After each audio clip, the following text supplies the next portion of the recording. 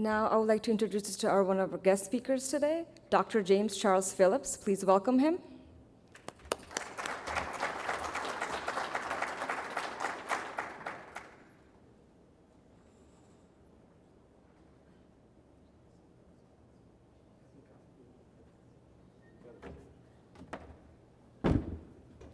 So I've been coming to NJIT for a few years now, and I've had the very pleasant experience of seeing it get better every year.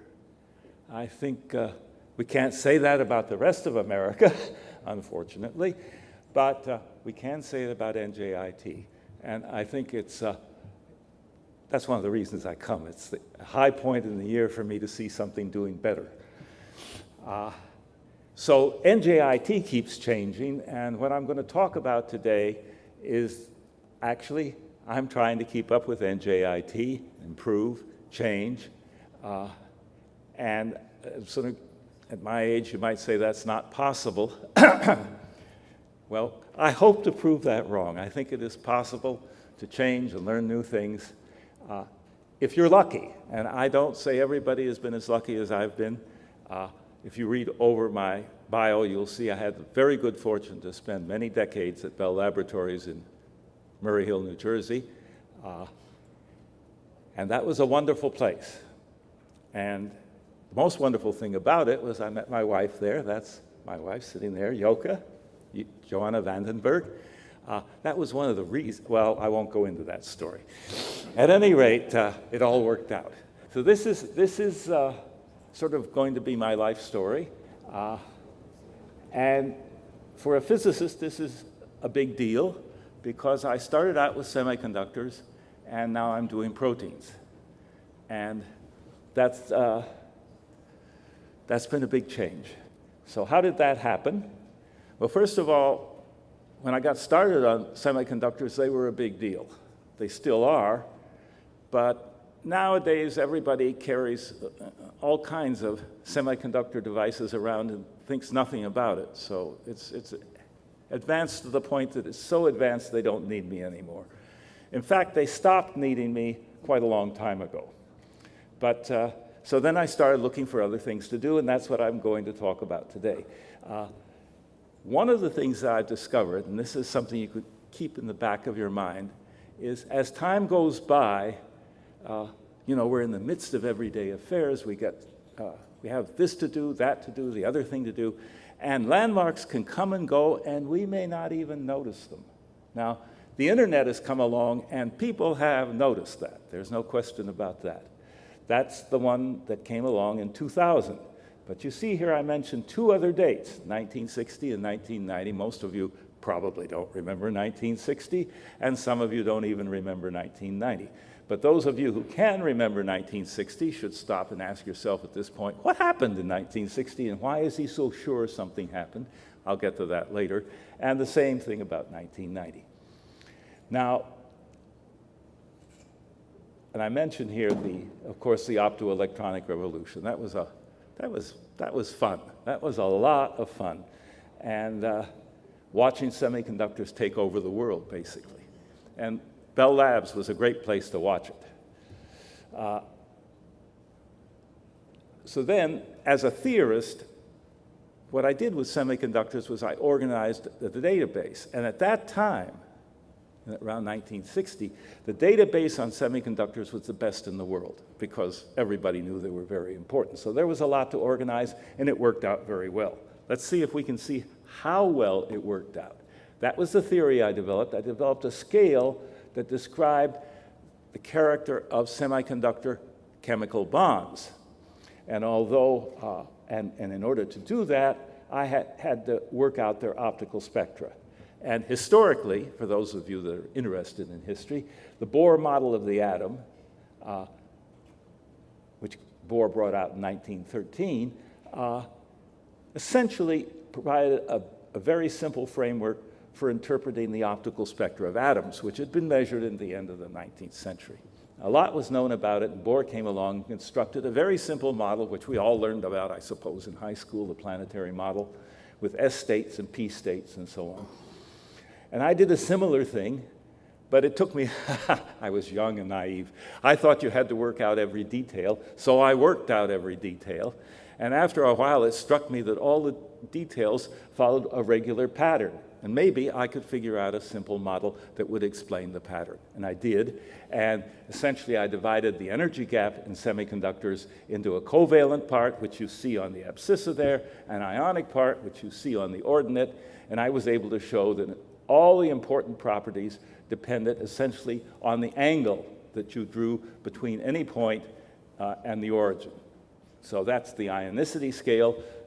Along the abscissa, everything is covalent. Along the ordinate, everything is purely ionic, and there are plenty of them in between. So that worked out, and that was a great thing. It took me 10 years to do it.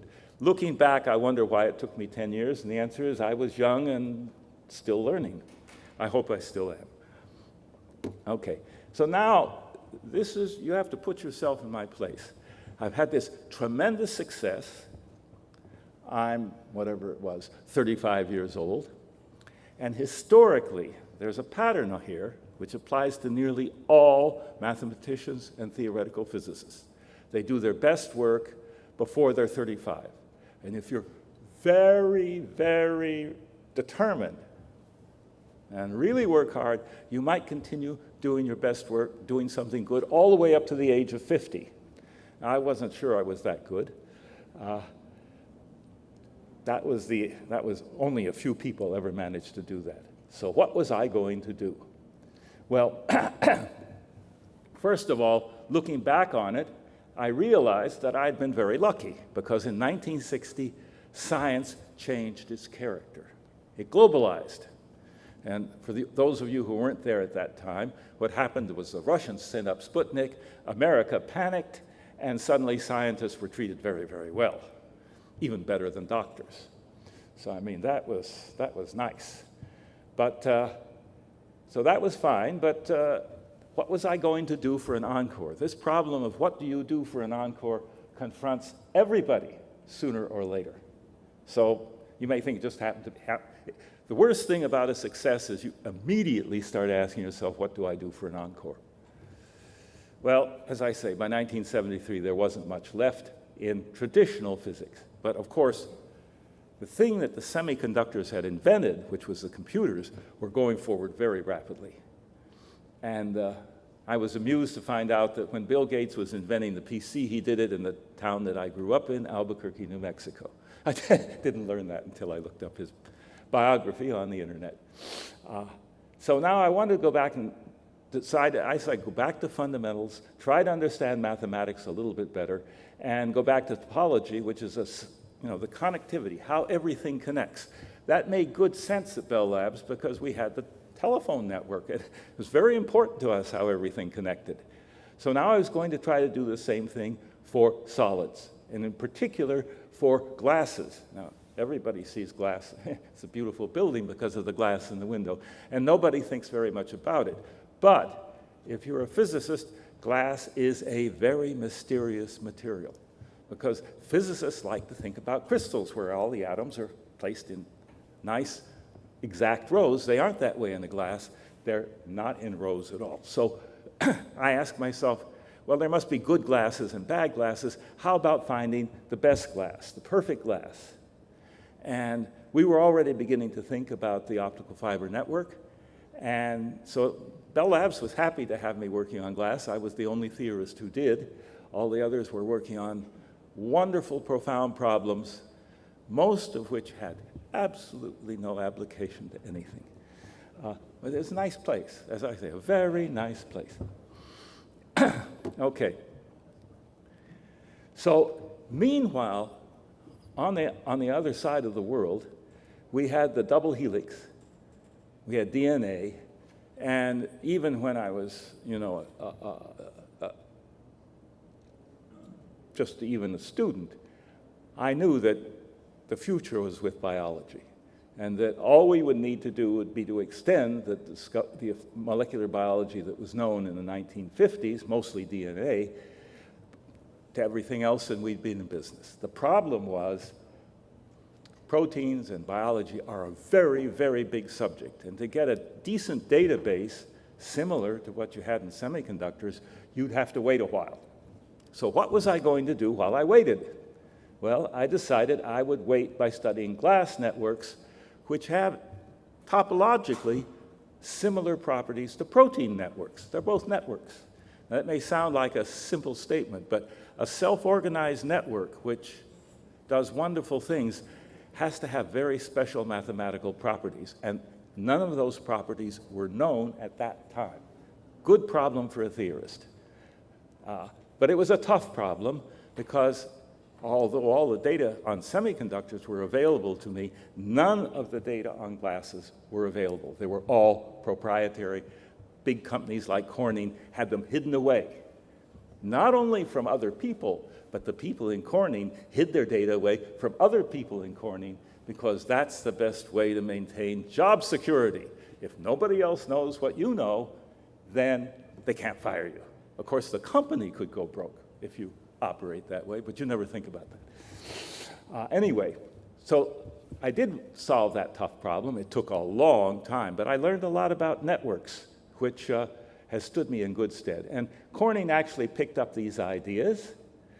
You may have heard of Gorilla Glass. You're probably carrying a glass, a little gadget, I like to call it, in your pocket, which has a cover. It's not a plastic cover. It's a very thin glass cover. It's very strong. It's made out of Gorilla Glass and very flexible, does not crack, does a lot of wonderful, does not age or scratch the way plastic would.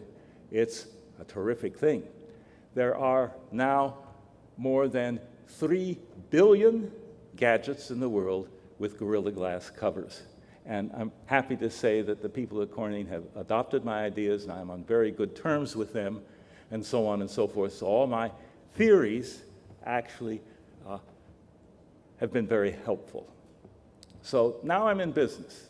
See, 2 good things have happened. I've learned a lot about networks, and biologists have had enough time to build a huge database. Most of it, a lot of it's public. I must say I'm very grateful for that. Of course, you might say, what about the big pharmaceutical companies? Don't they have a lot of stuff hidden away? The answer is they do, and they've run into some problems with that. Research productivity it costs 80 times as much now to make a new drug as it did, say, 50 years ago. So there are some problems. And part of that has to do with just the law of diminishing returns, and part of it has the fact that nobody talks to anybody. A lot of this data are hidden. We won't go into that. I can't do anything about it. There is a huge public database maintained by NIH, the National Institutes of Health. And that's what I've been using. It is wonderful. So now we've gone on to proteins, which are a much tougher problem. Why are proteins a tougher problem than glass? Well, to a chemist, the answer is obvious. Glass is made out of inorganic materials. Proteins are made out of organic materials. And everybody knows organic materials are much more complicated than inorganic ones, especially since they have a lot of hydrogen bonds in them, and nobody understands hydrogen bonds. The general level of understanding of hydrogen bonds today is basically the same as it was in 1935, when Pauling understood the problem a lot better than most people do today. So this is a tough problem. It's hard. But at any rate, I was straying from my topic. I wanted to give credit to one of my colleagues, Mike Thorpe, who had the courage to be the first theoretical physicist to take ideas about network glasses and apply them to proteins. Unfortunately, when he chose to do this, he took with him certain Newtonian ideas, basically F equals ma. That's what it boils down to, which I think are not sufficiently sophisticated to deal with the complexity of proteins. Proteins are really complicated, and when you have a really complicated system, you need really sophisticated mathematics. Now, Newton is great if you want to study the motion of the planets around the sun. It can even be used for harder problems than that. But when it gets to proteins, it runs into a lot of problems. And basically, you can't do it. And I, with all due respect to Martin Karplus, who got the Nobel Prize in Chemistry last year, and essentially implemented Newtonian methods for proteins. He's a very smart guy. He's writing his memoirs now and so on. And he did beautiful work with Newtonian methods. Everything that could be done, but it wasn't enough. That was the basic problem. And I had thought there might be a better way. And in fact, biologists were already getting started on a better way. You take this giant database, which includes hundreds of thousands of structures of proteins and so on and so forth, all kinds of things, and you try to find systematic patterns in it. And this business of investigating for systematic patterns is called bioinformatics. It's one of the most underrated and still very primitive subjects, but it has a great future. And now I was able to work not only on proteins, because they handed me, the bioinformatics people handed me a scale, like the scale I had before for semiconductors. They handed me a scale for proteins, and now I could tackle cancer, which is what I really wanted to do. Something, you know, you get old, you get tired of making toy models. You want to do something real. If you're young and you're smart, you may figure that out sooner, and you become a bioengineer, and you get down to doing practical things right away. But there is something to be said for my approach, too. I wouldn't recommend it to everybody. I think bioengineering is a much more practical approach. Okay, so now we're coming to protein networks in cancer, which is where I've managed to migrate over the last 50 years. And this is the way I think about proteins. I think of them as complex network molecules. Most biologists these days think about proteins as something that are connected to genes. You have the human genome. There are 20 million genes. We've got them all organized. The human genome has been mapped out. And all we have to do is figure out how the proteins are connected to the genes, and in particular, how mutations in proteins, which are responsible for cancer, are connected to the genes. That's a very hard problem, and I don't think you need to do that. I think eventually, you know, it'll be very useful, and already people are starting to discover a few drugs with the aid of the human genome and the networks of pathways between proteins that the human genome defines. But I wanted to do it differently. I wanted to get down to the real protein. And as it explains here, when you do that, you get down to mutations which are individual amino acids on an individual protein. Now that's where I feel comfortable, because that looks a lot like chemistry, and chemistry is sort of where I always start. And there's a little explanation here about these mutations and what the mutations do and how they cause cancer. All right, so now we know that each of us in this room, probably even the young people, we're not perfect. You may not have noticed it yet, but nobody's perfect. And you probably already carry a few mutations in you. And as you grow older, due to one thing and another, you will get more and more. And finally, the number of mutations you have can reach critical. And critical means something bad happens, and the whole system sort of goes out of control, and you've got cancer. So that's what happened. This uncontrolled cellular growth leads to tumors. And that can be restricted by what you carry around with you, in addition to those mutations, is some antibodies which deal with a lot of problems, including controlling the cancerous cells and the cancerous mutations. You may have a few cancerous cells in you, don't worry. As long as your antibodies are taking care of them, you're all right. But if there are too many mutations, there'll be too many cells, and the antibodies won't be able to handle them. And then you're in trouble, real trouble. So now we go to the history of the subject, which everybody knows. Nixon declaring war on cancer, the National Cancer Act. Everybody said, well, if we can go to the moon, we can certainly cure cancer. Everybody who said that didn't really understand how complicated the human body is. The human body is very complicated, and the moon is right up there. All you have to do is, you know, get on a rocket and you can get there. But it isn't that easy. So the question is, how does one deal with this problem? The way biologists have been approaching it is the same way they've always approached it since the times of Linnaeus. You gather a lot of data, you classify it, you pigeonhole it here, you pigeonhole it there, and then you say, well, I've classified it. And somebody else is going to get a good idea. And sometimes somebody else does.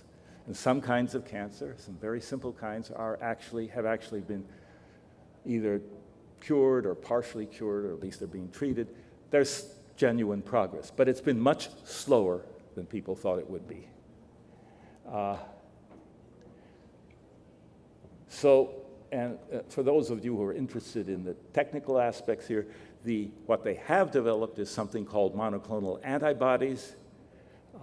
It's a kind of a synthetic antibody that supplements the antibodies that are part of your natural defense system.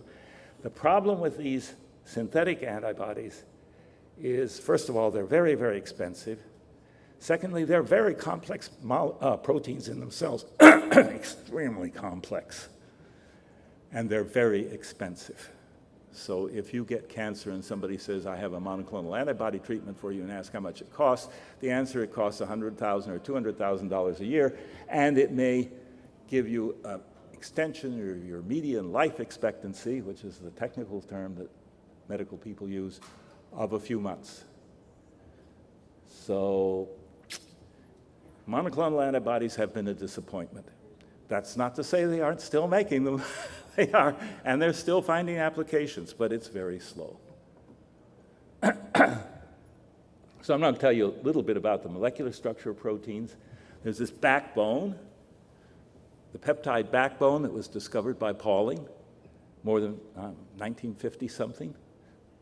And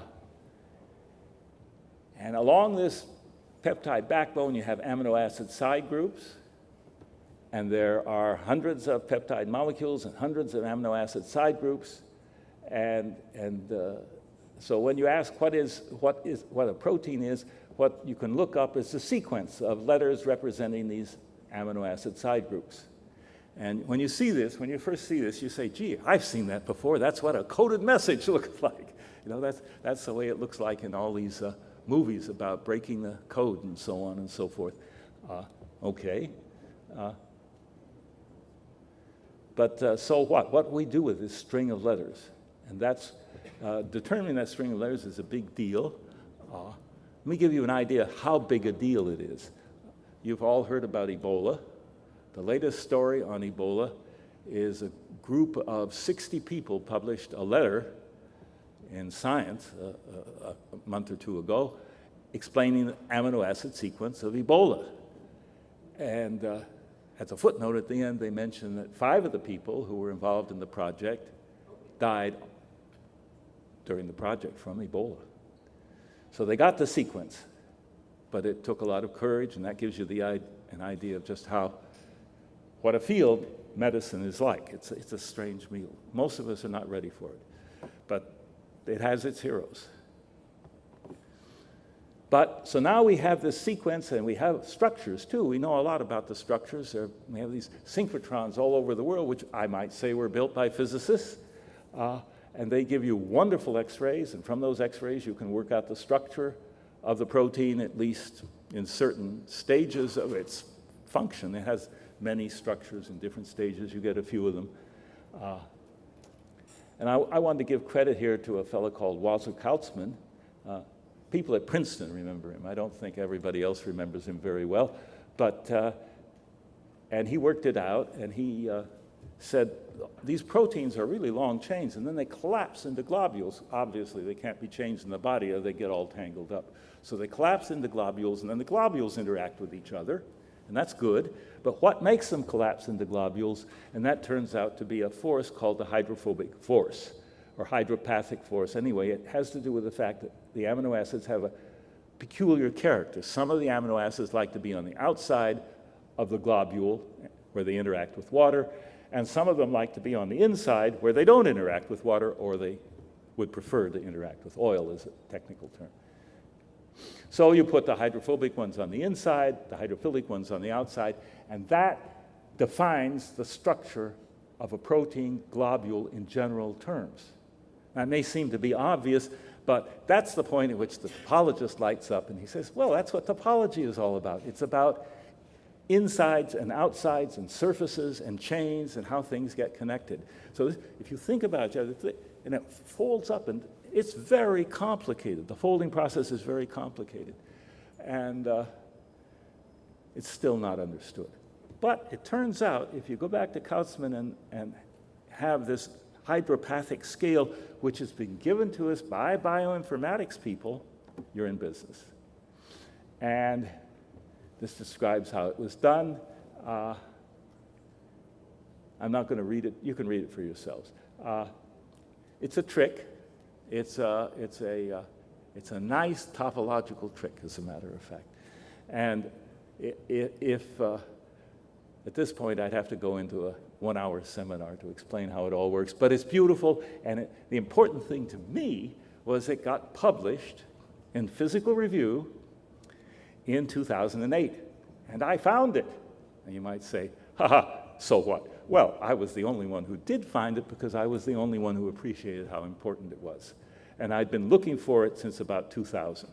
And when I finally found it, that was an accomplishment. And there are millions of papers out there, so finding what you're looking for is not as easy, especially since you're not sure that it even exists, or you're not even sure what you should be looking for. So this is what the bioinformatics have done, the bioinformatics people have done. This is a very technical explanation. This discovery was made by some people in Brazil, not in America, not in Germany, not in China, not in Japan, in Brazil. So it's a big world. And a lot is going on, and somehow we have to bring it all together. Okay. So this is sort of, okay, I'm not going to go into this anymore. If you understand this page, you're very, very smart. And now it gets harder. In this scale, which they discovered, evolution is built in. That may seem impossible or amazing, but it isn't. You see, what evolution does is it starts out with the amoeba, and then it makes things better and better and better. More and more complicated. Now, the director of the National Institutes of Health, Francis Collins, had to go before a congressional committee. And naturally, as soon as he got before the congressional committee, there was somebody on the committee who wanted to know what he thought about the Bible, how he felt about evolution. Is there such a thing as evolution, or is the Bible right? Well, Francis Collins found a very adroit answer to that. He didn't say he exactly believed in the Bible word for word, but on the other hand, he didn't exactly say he disagreed with it either. He said, I believe in intelligent design. Now, intelligent design is something that can be accepted by everybody on the committee because, of course, to the scientists it means evolution, and to the others who don't believe in science, or at least their constituents don't, it means the Bible. So anyway, intelligent evolution. What does intelligent evolution do? Intelligent design. It brings us the proteins to what amounts to nearly perfect, nearly optimal structures, and that's called, technically in thermodynamics, that's a critical point. And there's a new mathematical scheme not known to Newton, which has evolved in the second half of the 20th century, called a theory of this called fractals. And this scale discovered, they worked out what the fractals were. They're fractional powers. Now, in high school, you learn about linear equations and quadratic equations, and even cubic equations can be very, very hard. But this is something one stage beyond linear or quadratic or cubic. This is fractional powers.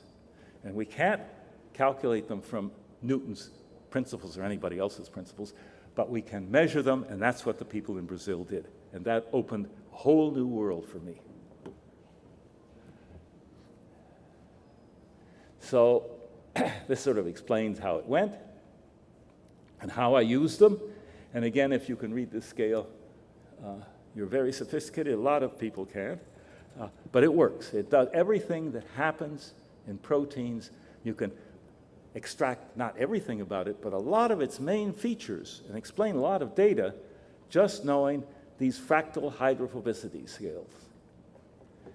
And it even enables you to think of this globular structure, and say how rough it is. Now that's quite important because something that's very rough interacts with things very differently than something that's very smooth. And even a small change in roughness, making it smoother or rougher, can have a big effect in terms of its biological function. And I can calculate all of that. And I'm glad to say I don't use a supercomputer.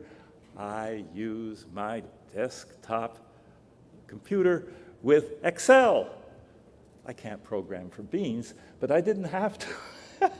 It's all done for me on Excel. So now I'm going to show you what it all looks like when we get into the an example. This is, as biology goes, this is about as simple example as you will ever get. The typical protein has 300, 400, 500, who knows, 700 amino acids. This one is a very small protein fragment. It's called beta amyloid, and the structure you see here was measured by nuclear magnetic resonance, and it shows a kind of a sandwich structure. The purple stripes are what are called beta strands, and this is a beta strand sandwich. And each of the strands is about 13 amino acids long, and so on and so forth. And this is all known. Then I took the letters that specify the amino acids in this 40 or 42 amino acid chain, and I analyzed them using the fractal hydrophobicities, and I got a picture. I want to show you the picture. You're not really supposed to understand it. Remember, the first exposure is always the hardest.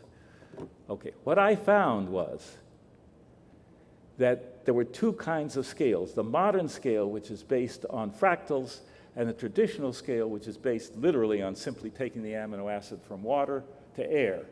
And that's equivalent essentially to taking the protein chain, which is all folded up, and unfolding it. It's a violent thing to do, and it's a simplification.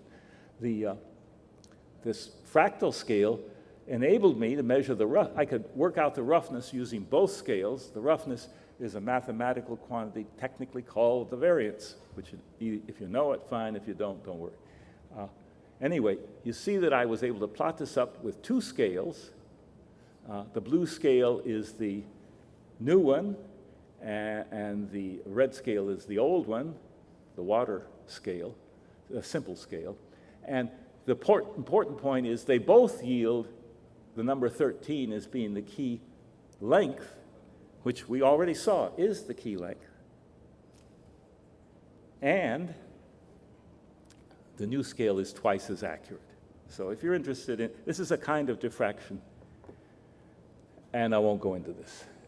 I did want to make a comment. I've been developing these ideas for cancer, and what I've learned is that biologists are very conservative, and they don't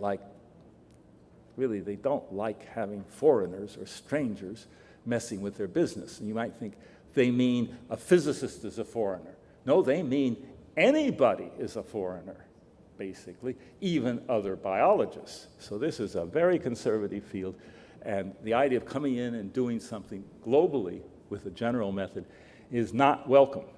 But I managed to get around it, and what I've discovered is if you want to do that, you should find somebody who likes what you're doing and who has a building of his own. I'm sure the administrators will understand what I'm talking about when I say the importance of having a building of your own.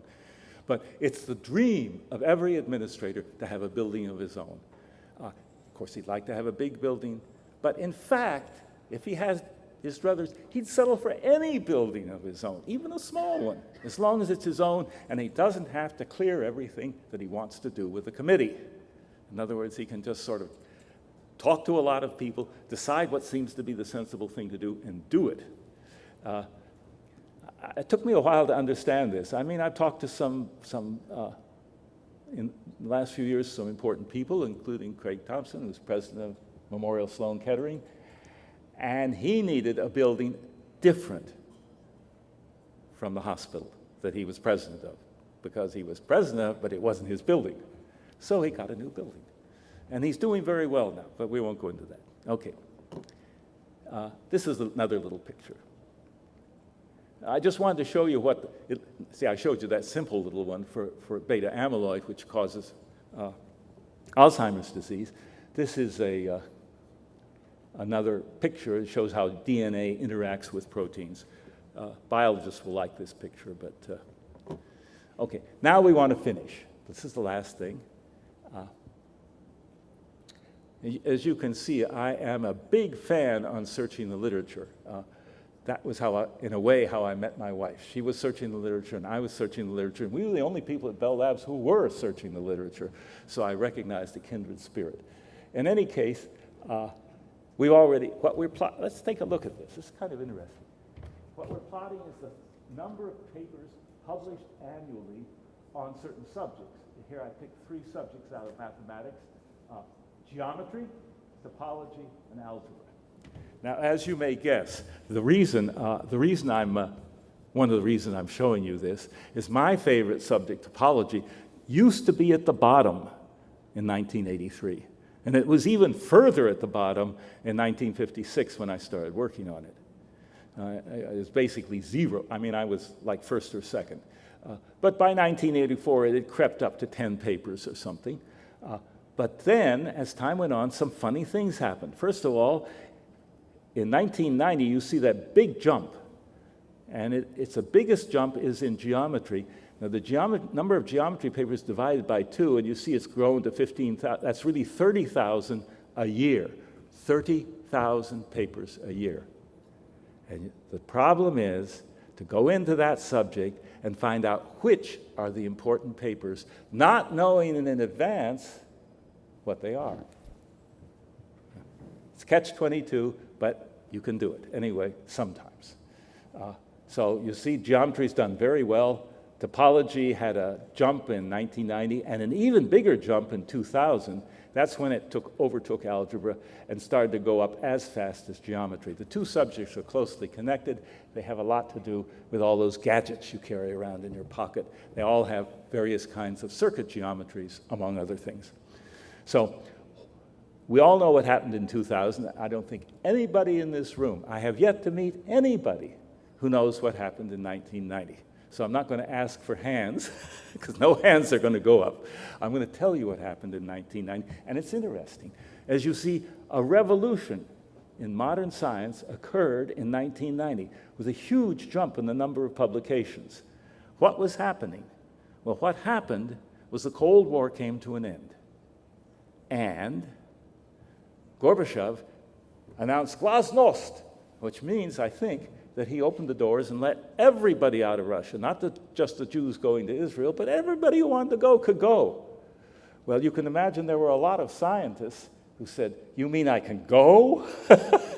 And they left. And they either came to Europe or the United States. A lot of them came to the United States, and they had in their drawers or on their disks at that time a lot of their research. So they got to the West, started publishing their research, and that's that big jump. It's the Russians. There's this movie, The Russians Are Coming. Well, the Russians came. They came in 1990, and they changed everything. Look at how the number of papers has changed in the last 20 years. It's gone from being 50 to 50,000 or whatever. I mean, it's an increase of a factor of 1,000. It's both a blessing and a curse, of course. It's very, very difficult to keep up with the literature these days. On the other hand, if you're lucky and you look in the right place, you can find almost anything. Now stop there. That's all.